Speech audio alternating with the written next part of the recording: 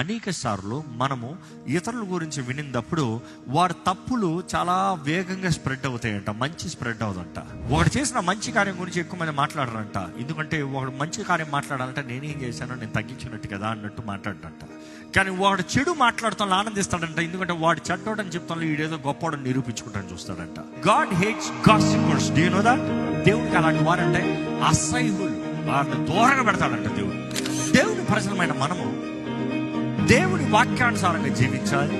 కానీ అదే సమయంలో we have to understand everybody is fighting their battles. ప్రతి ఒక్కరు వారు పోరాటాలు పోరాడుతూనే ఉన్నారు. వారు తపన కలుగుతూనే ఉంది.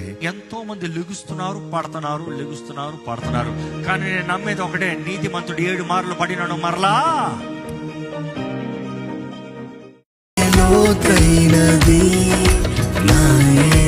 ప్రేమ గగనము కంటే ఎత్తైనది.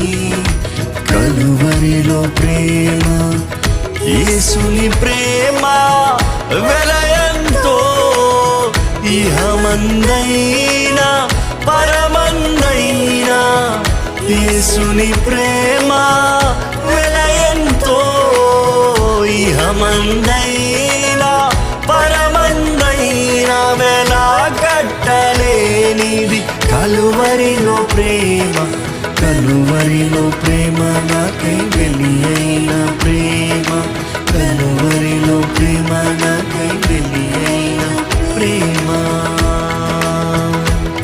ప్రేమ పూర్ణుడు ప్రాణనాథుడు ప్రేమించి ప్రాణమిచ్చెను.